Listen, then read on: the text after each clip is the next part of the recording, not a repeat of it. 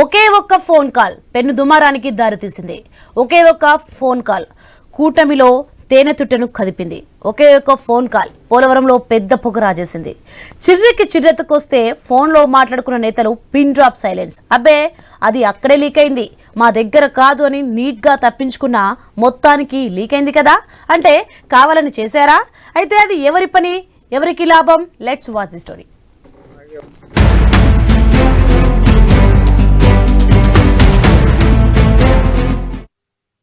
మీ MLA గొప్పతనం కనపడితే మీరు గుర్తుకొచ్చారు నాకు.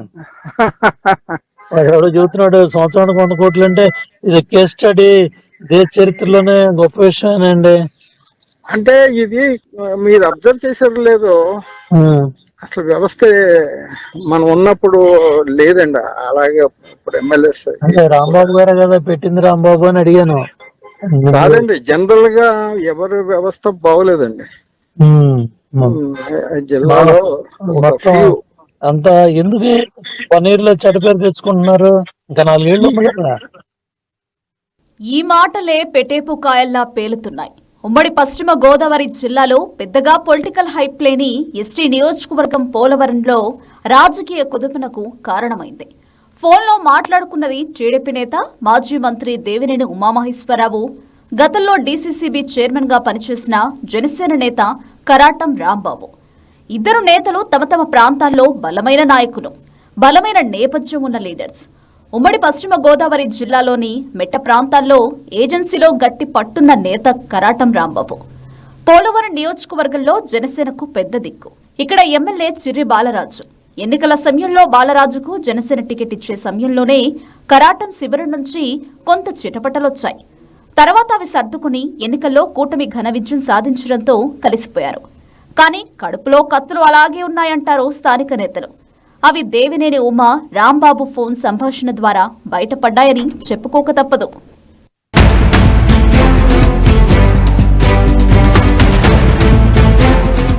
ఫోన్ ఆడియో బయటపడడంతో ఇరుకున పడ్డారో ఏమో. కరాటం రాంబాబు మాత్రం చాలా లౌక్యం ప్రదర్శించారు. దేవినేని ఉమా మనుషులే ఆడియో లీక్ చేశారని చెప్పుకొచ్చారు. అయినా ఫోన్లో ఉమా అడిగిన ప్రశ్నలకే తాను సమాధానం చెప్పారని తప్పించుకున్నారు. నాకు ఆయన ఫోన్ చేశారు, వేరే వాళ్ళ ఫోన్ నుంచి చేసినప్పుడు ఆయన ఈ విషయాలు మాట్లాడారు. మీరు ఆయన అడిగితేనే మంచిది, పెద్ద లీడర్ కదా, ఎక్స్ మినిస్టరు, ఇరిగేషన్ మంత్రి చేసాడు ఆయన అడిగితే మీకు కరెక్ట్ ఆన్సర్ వస్తుంది. మామూలుగా ఆయన అడిగిన దానికి సమాధానం చెప్పాను. ఈ ఫేక్ న్యూస్లు అన్నీ కూడా సరి చేస్తానని చెప్పాను. ఫేక్గా జరుగుతున్నాయి ఎక్కువగా. రాజకీయాలు అంతా సోషల్ మీడియా ఓపెనే కదా, ఏం పెద్ద సీక్రెటే ఉంది. ఆయన మాట్లాడాడు, అవతల అతని మనిషే రికార్డ్ చేశాడు.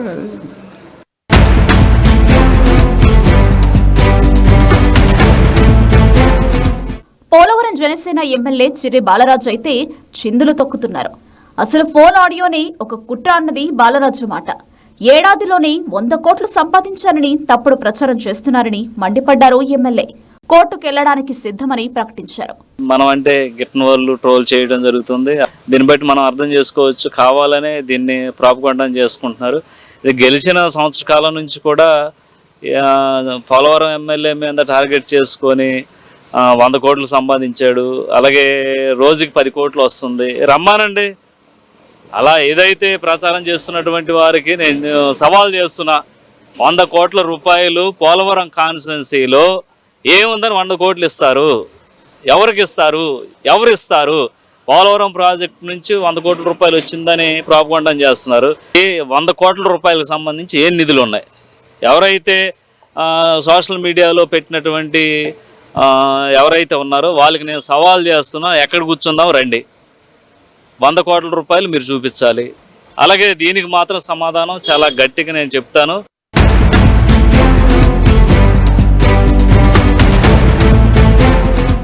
ఈ జగడం పోలవరం మాజీ ఎమ్మెల్యే వైసీపీ నేత తెల్లం బాలరాజుకు అస్త్రంగా మారిపోయింది. ఎమ్మెల్యే తన చిత్తశుద్ధిని నిరూపించుకునే సమయం వచ్చిందన్నారు. సిట్, సిబిఐలను రంగంలోకి దించాలని డిమాండ్ చేశారు. 100 కోట్లు మార్కు దాటిందంట. ఇది దేశంలోనే ఒక చరిత్ర, ఇది ఒక కేస్ స్టడీ అని ఆ సంభాషణ బట్టి నేను మాట్లాడుతున్నాను.